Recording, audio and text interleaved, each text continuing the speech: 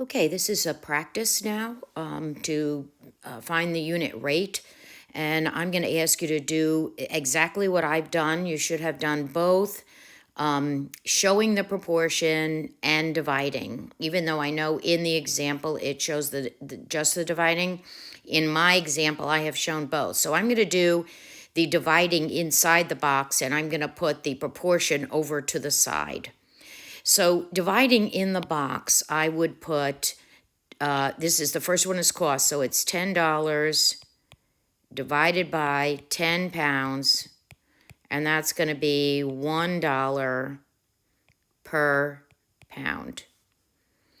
If I'm doing items per cost, I would divide 10, wait. Okay, 10 divided by $10, and I would get 1 pound per dollar. And if I was doing it as a proportion, I'm going to do it up here over to the side, I would have $10 for 10 pounds. And if I wanted it per $1, I would divide by 10, 1 pound. And over here on the other side, if I want 10 pounds by dollars, I need $1. I'm again dividing by 10, 1 pound. So one is how it would look as division. The other one is how it would look in a proportion. In the second one, I have 5 packs of Clorox wipes for $10, which means I would get, I'm dividing 10, just to remind us, $10 divided by 5 packs, which gives me $2 per pack. Okay, and on the other side, I would be dividing 5 divided by $10, and so I would get half a pack for $1. And if I was writing this as a proportion, I would get, I would do $10 for 5 packs, and I need 1 pack. So I'm dividing by 5, and that's where I get my $2.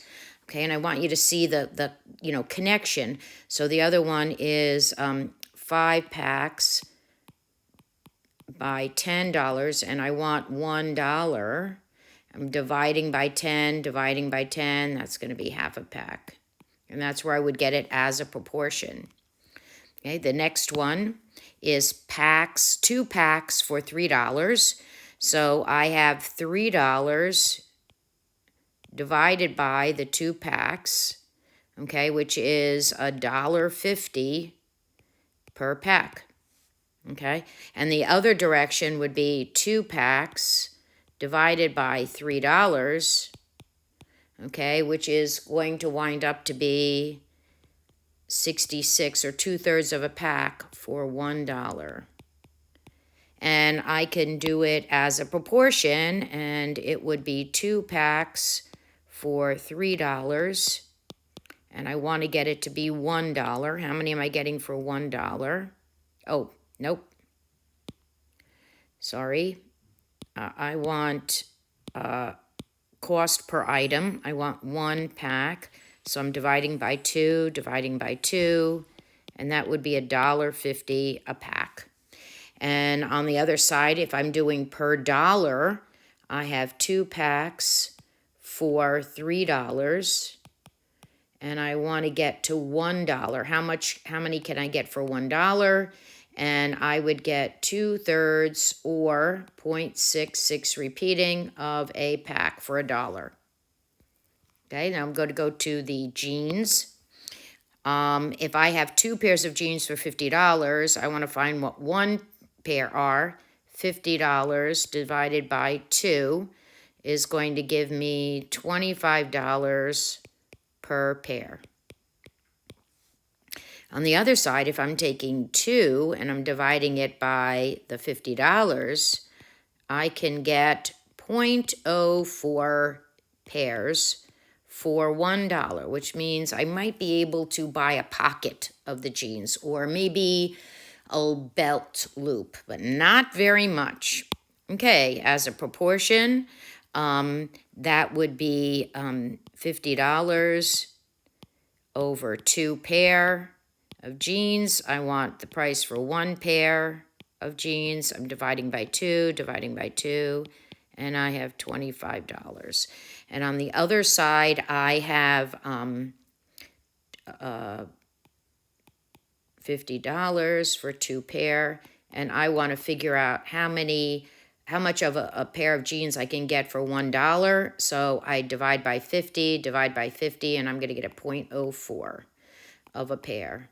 Okay, the rest I'm just going to put in the answers. You should have gotten a good idea of what this is. So the answer to the chip bags is I can get $1.20. It cost me $1.20 per bag. And I can get not even a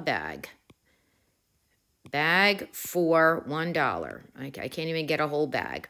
And for the pack of gum, I have 0.75, so 75 cents per pack. And if I have $1, I can get 1.33 packs for $1, which means I could get at least 1 pack for $1. And so those are the answers. If you have any questions, please let me know. This is the end. This is the last time you will see a teaching piece for this. So if you don't understand it, you need to make sure you get to me.